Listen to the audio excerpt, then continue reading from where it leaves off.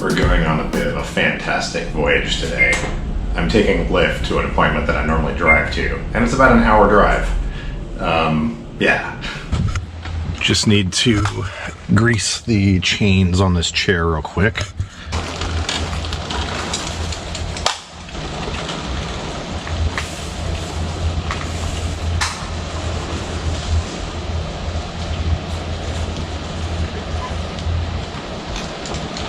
All right, there we go. And now we can head outside and wait for them. They should be here very shortly.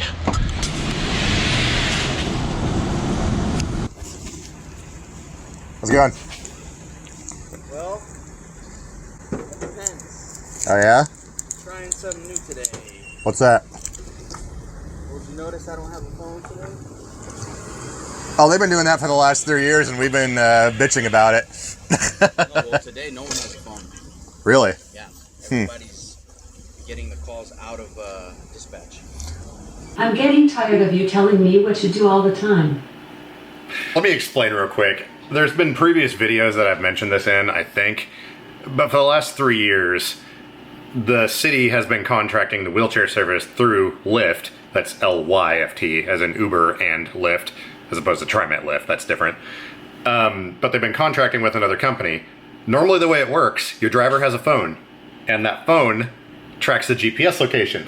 It tells you who's going to pick you up. It has their picture. It has their vehicle information. It has a license plate number. And it tells you how long before they get there. Oh, and there's a little detail of figuring out how far your ride is and charging you correctly. Well, for whatever reason, they've decided to keep all the phones that Lyft gave them on their dispatch desk in Hillsboro. So when you order a ride, the GPS location never moves from Hillsboro, which is like 45 minutes from here. And every ride, you're picked up from Hillsboro and dropped off, oddly enough, in Hillsboro, because the phone never moved. It's a frustrating thing, and I've been going around and around with the city about it over and over again. I actually just called the guy again today because this is a new thing. Well, they used to not have the phones, but the city forced them to start carrying the phones around. But the company's decided they're not going to do that anymore. Because who cares if we bill the people in wheelchairs correctly? Who cares if they know when we're going to show up? Or who their driver is? Or have the GPS log actually track what's going on for safety? That's a whole other thing, but that's what we're talking about. By the way, this particular driver, I've used him quite a bit. And yeah, that's why we're kind of chatting about random stuff. Yeah, we've been trying to get him to stop doing that because it bills every ride incorrectly and all kinds of craziness. I did notice, though, they sent me the license plate number. They've never done that before. Because normally when you're using Uber and Lyft, it's, you know, it shows you a picture of the vehicle and the license plate and all that. But with this service, it's just sort of generic info. But the only thing is, it shows you coming from Hillsboro. So the ETA is like still a half hour. Should be good. Cool. I've kind of gotten used to it because it's so ridiculously cheap, but I don't know. Well, some consistency with it, I guess, right? Yeah. Well, yeah, the thing is, like, you got another loop over there? Yeah. Oh, cool. I get billed basically now from going from Hillsboro to wherever I'm going. I know, that's Did they tell you guys about it? Like they were actually going to try doing this again, or they just didn't give you a phone and said go for it? This morning, that's what they did. Huh. You're going to be Lyft 5, but no phone. Because normally they'll have like one or two with phones, and then the overflow is done through dispatch. And they just have a stack of phones on their desk. Sweet. Ready to go for a drive to clear your head? Sure. Newburgh. All right.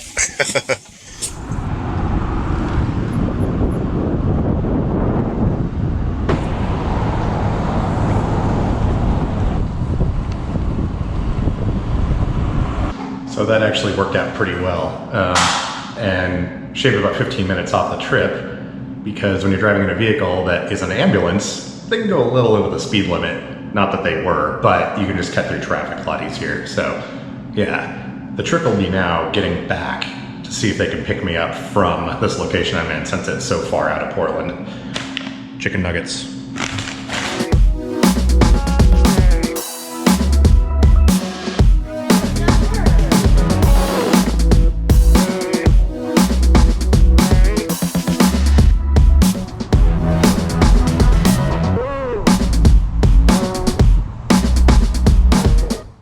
Okay, well that was fun.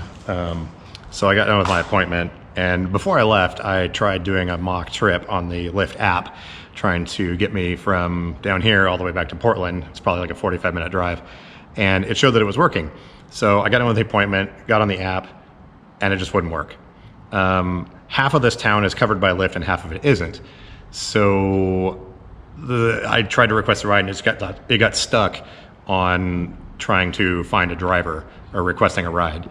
So I called the service provider, I called Lyft, we went around a whole bunch, and there was a whole lot of, well, you stranded me down here, so what are you gonna do about it? Worst case scenario, there is some public transit that I could take. It only runs every couple of hours, but compromise we found. I drug the pin about 6 miles up the highway, requested a ride there, and it seemed to work.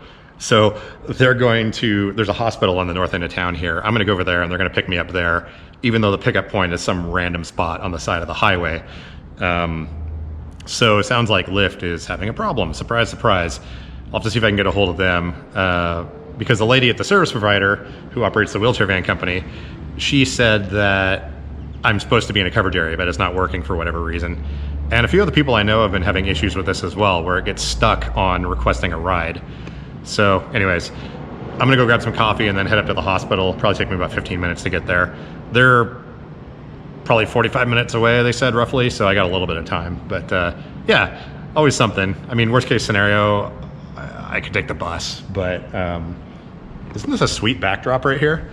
Okay, I'm gonna go grab some coffee.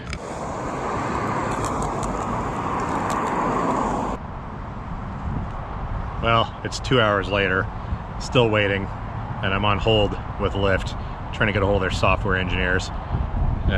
There's definitely a glitch that's preventing this from working. Kind of funny though, I don't know if it shows up on camera, but there's a rogue sprinkler over there that's spraying into the air, and it's like filling that little car with water that has its windows down. Oh wait, I think this camera has a zoom function. Let me try it. It's a tiny bit of zoom. I don't know if you can see it, but it's that little black car right there.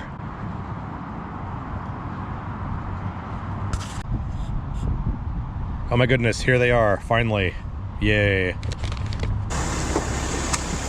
You here to pick up someone that's not actually here? Had a bit of an issue. I had to drop the pin like 6 miles down the road, then they just told you to come here. Yeah, that was kind of there's a Providence back there. Are they really sure? But yeah, no, I've been on the phone with Lyft and then Metro like for the last couple hours trying to get it to work. Apparently Lyft's having some sort of glitch with their app. I'm actually on hold with them right now. I don't know if they'll ever answer, but I'm 31 minutes into it, so I might as well keep on the line. Okay then. And then you have to kind of go underneath here for that to reach. Yeah, there you go. And then once we get in... so he's got tie downs. Yeah, once we get in, we'll have to use the loops for the back ones, and then we can hook the front ones. And you'll have to move the center ones up to the front. Yeah, we didn't move some stuff. We had to double earlier. Oh, gotcha. So yeah, the back ones are fine. If we just move the middle ones to the front, we should be good. Oh, yeah, I'll back up and let you grab that. Get these on here while we're waiting. So we have some people that go with us often enough that they know our job better than we do. Yeah. I was gonna say, you really know the drill. Okay. So yeah, just step over and out of the way. Actually, if you hang out there for 1 second, I won't hit your toes, I promise. If you hand me that hook, I can get it in the spot down here. I'll pick up the front one because there's some wires that I have to avoid. If you pull a tiny bit more. There we go. And then I'll grab that.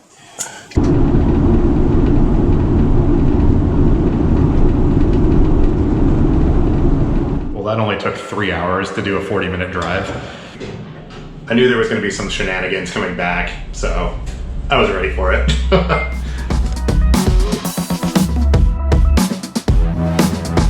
We've got more packages to open. Well, one specifically.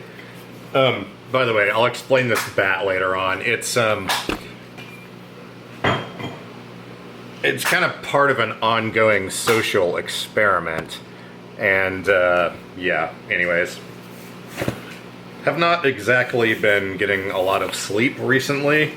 My freaking ventilator broke, and, well, I had one of those trilogy things a while back, and then it stopped working, and then for whatever reason they stuck me with some crappy Philips System 1 thing, and it is now also crapped out.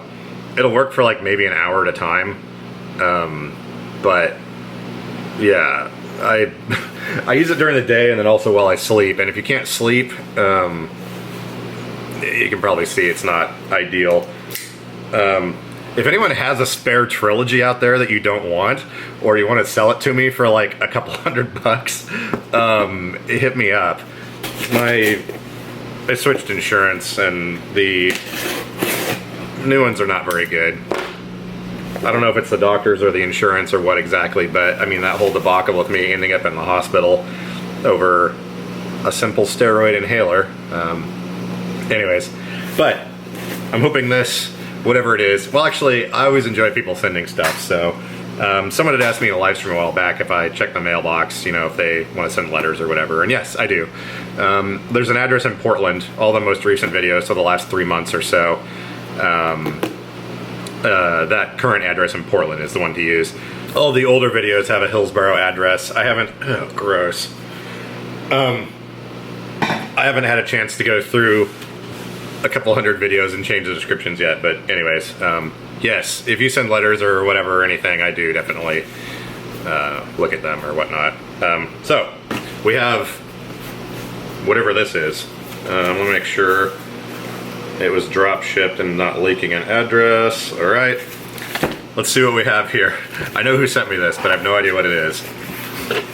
All right, so we've got the normal little receipts with the QR code that allows you to send a thank you note.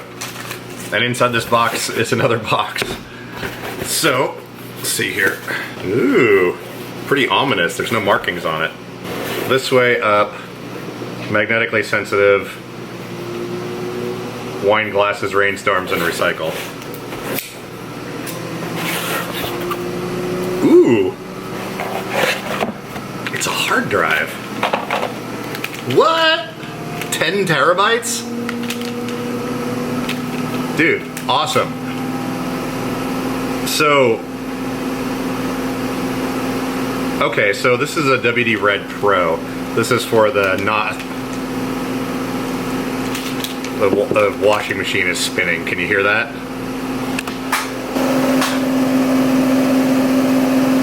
That one's just noisy. I had one before in another place that it almost sounded like a Lamborghini like engine accelerating or something, but anyways,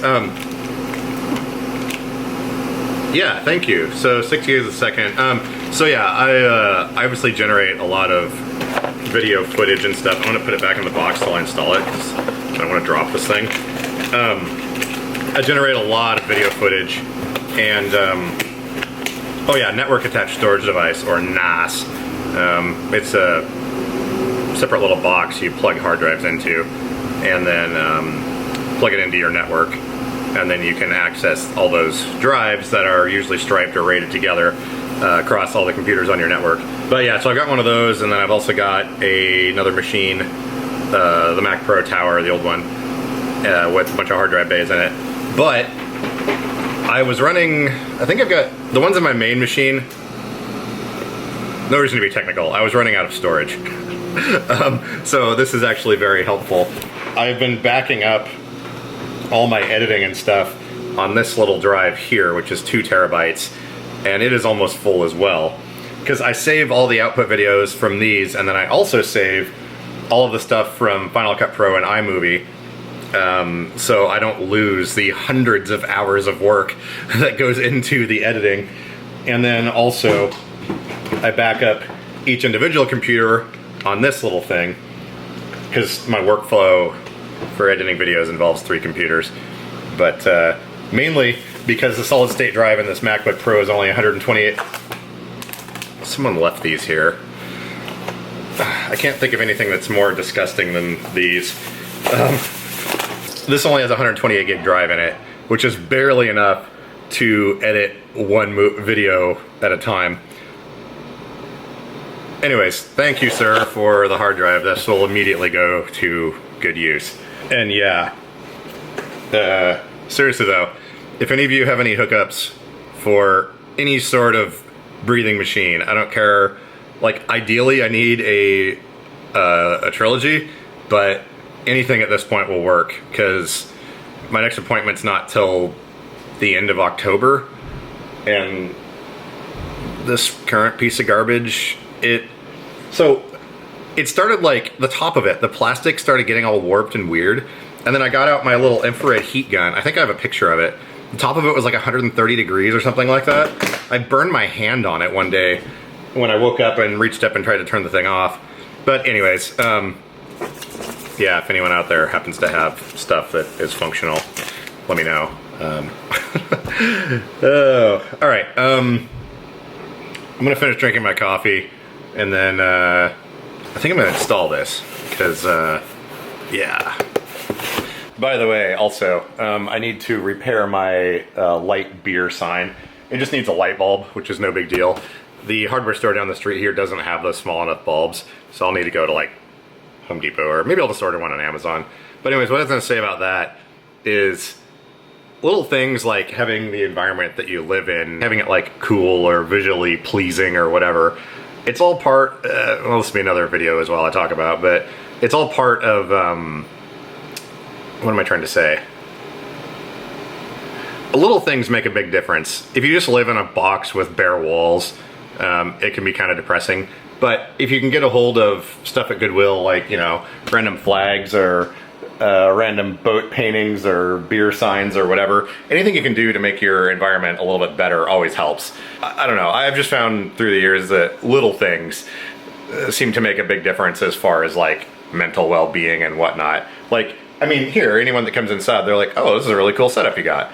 And, you know, there's a bunch of lighting and other stuff up here for videos, but I don't know, it didn't really cost me much to set this stuff up. And, you know, it's always nice when I come back and I've got a motion detector back there and it fires up all the lights. I've got rope lights up here and it turns on the sign and everything as soon as you come through the door. So, I don't know, just little things like that can make a big difference. So, get some posters and put them on your walls. If you're looking around right now and all your walls look like that, well, that one's blank for a reason, because video projector, but spend like $5 or $6 or whatever, or throw some garbage up on your walls. It makes a big difference. Man, I cannot wait for this hot weather to be over.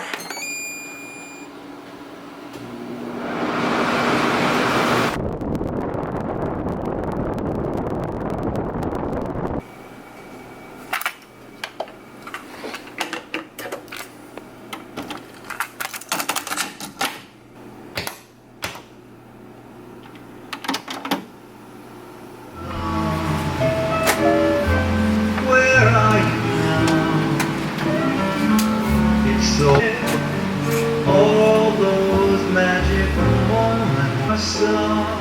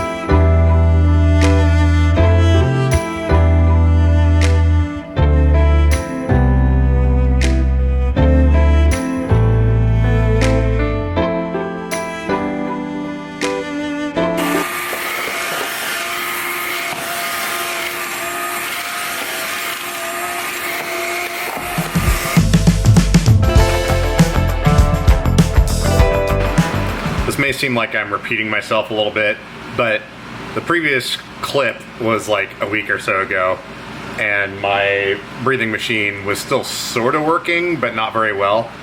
Well, the other night it actually let the smoke out of the box, and it won't turn on, it won't power up, it won't work at all.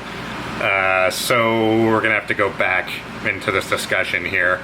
And yeah, so if I seem like I'm repeating myself, I didn't know if I was gonna have these clips in the same video or not, but anyways. Well, my old one broke. It actually melted. The plastic in here, as you can see, has started to melt, and the screen is like covered in smoke and everything is all deformed. Then if we look at this connector here, you can see it's all burned, and the wiring is, yeah, it's like a Philips System 1, but they were running some custom firmware on it, and it had a different, it's got a different pump in it that makes it essentially the same thing as, well, similar to one of the Trilogy ventilators, because I don't necessarily need alarms, so I don't know. It'd be better off to have the proper equipment, because the Trilogy does work, and I know it gives me what I need. This thing got me by for the last few years, but obviously it broke. I actually hadn't taken it apart until just now. I went to the doctor.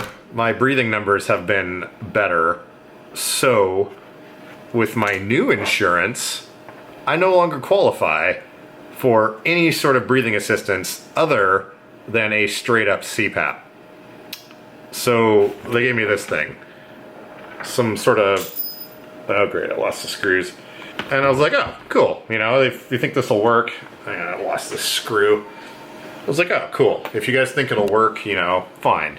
The old equipment I had was getting me by. It wasn't ideal, but I figure this is newer and fancier, maybe it'll be better.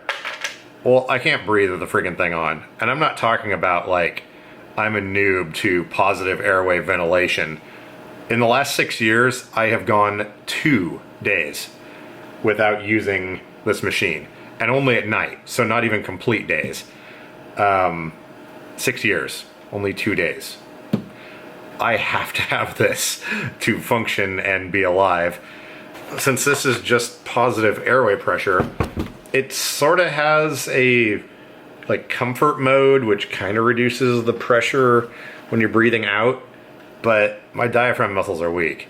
And I tested this for 4 minutes, and it zapped all my energy, like to the level of similar to when I have a respiratory event of some sort. And I decided to take apart the old one. I'm pretty sure I can fix it. Problem is, I don't qualify for the equipment I actually need anymore. So not quite sure what to do there. They have various models of this thing. The housing is exactly the same, but they have a couple of models that are basically non-invasive ventilation is what I use, or what I need, the NIV. No alarms necessary. And they have other machines that look exactly like this that were similar to this one. Different firmware, different pump, and it works. But I guess they're more expensive. And even if they weren't more expensive, the insurance company's like, you don't need that. The new pulmonologist that I saw today spent about 5 minutes telling me how they're a little bit different than how I may have been used to with my previous healthcare provider. They are reactive instead of proactive or preventative. So they wait till something happens. Problem is, with respiratory issues, you got to stay out in front of it. So I'm not sure at this point what to do. I know I can fix this thing. It's just a matter of this connector right here. This provides power to the heated hose, and it also powers the differential tube sensor here that senses everything. And I can basically cut these wires and solder them directly onto the board so we know there's a good connection and it's not going to be an issue. So this thing will work. It is like 6 years. No, I haven't had that for 3 years. This one's 3 years old. I don't know. I think this is one of those things where I'm going to have to spend a bunch of money. Yeah, I don't know. Well, anyways, it's like 9:30 and I need to get this thing working. There is no way I can sleep with this thing. I pulled up the, I looked through the, I grabbed the manual for it, and it says specifically, this machine is not designed for patients with underlying respiratory issues. It is only for sleep apnea. And that is not what I use these machines for. So the problem is, like, they removed my diagnosis of interstitial, I can't even say that word. I have a neurological diaphragm weakness or restrictive ventilatory defect. It's a neurological lung weakness. And they went ahead and removed that from my chart because my numbers are better. They're still not normal. Anyways. I think this will be the solution for now. I can fix this. Going forward, though, I'm not exactly sure what the plan is. Maybe I should start playing the lottery more. The machine I need, you can get used for around $3,700, $3,800. Maybe a certified refurbished one's like $4,200. I could potentially, well, I haven't even tried another one of these. I know the Trilogy works, and that's what I've used in the past, so I'd rather not spend my own money on a new unknown device, even though it's supposedly comparable. But I don't know. Well, I'm gonna get the soldering iron, get this thing working, and just gonna go one day at a time, I guess.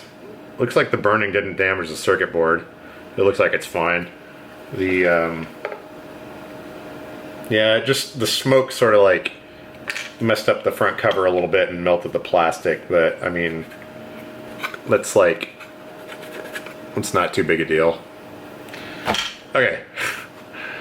Thank you for the box of parts. Some of this wiring is about to come in handy because we're doing some repairs. Let's see here. Alright, I think those 3 colors should do me.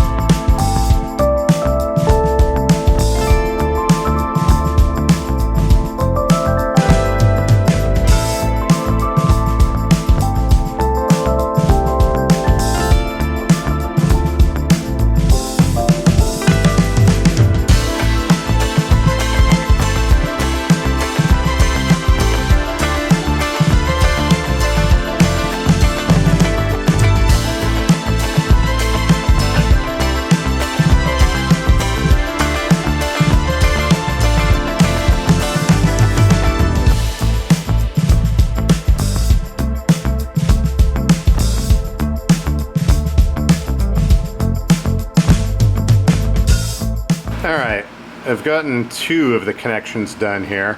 You can see we used heat shrink on both ends. Had to extend the wires where they were crispy, and we got them attached down there. So those should not be going anywhere. These other 2 wires were fine, so I'm going to snap the connectors out of this hard shell connector, and then I'm going to slip them on here and just solder them on, because this doesn't ever need to be removed. And if it does, I'll be making the repairs myself. So there's no reason to have this connector with all that amperage going through it.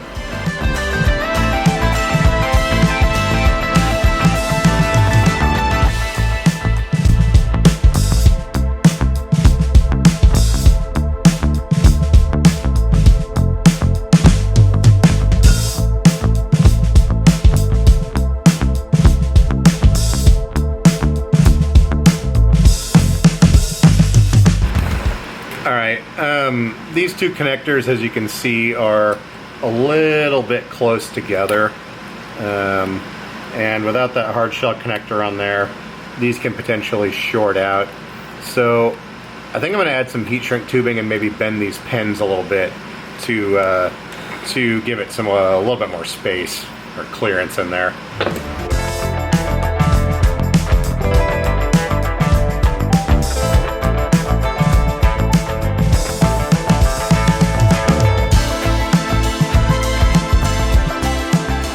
Okay, I think this will get the job done. I'm gonna put a little bit of electrical tape around here just to give these some insulation, but these are our two main power wires here. These are the ones that burned. Yeah, there you can see. So I think we should be good to go. I'm gonna put this thing back together, give it a test, and I think we should be good.